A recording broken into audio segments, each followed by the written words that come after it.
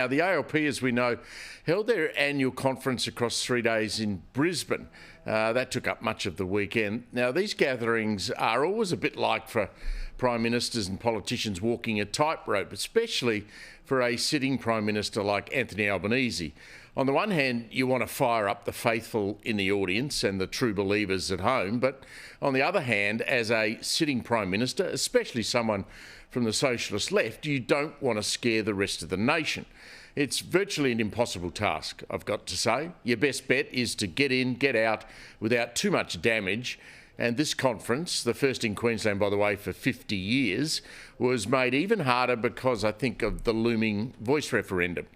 Now, led the Prime Minister to call on the people he calls the true believers to campaign, quote, like they've never campaigned before, end quote. Get out there and campaign like you have never campaigned before.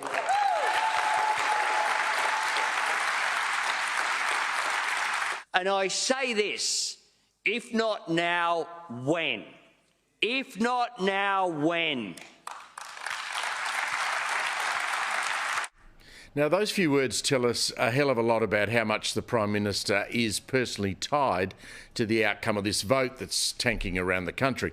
It's estimated that Labor's union campaign machine and the broader Labor movement has 25,000 volunteers, and they intend to recruit another 2,000 volunteers a week up until the expected poll in October.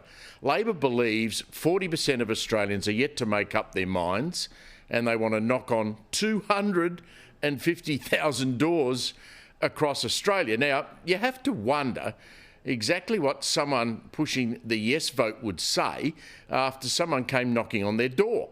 Now, I'd imagine it'll be a little like when someone's selling some religion, a Bible, or in the past flogging vacuum cleaners. You might politely suggest the person might try the door next door.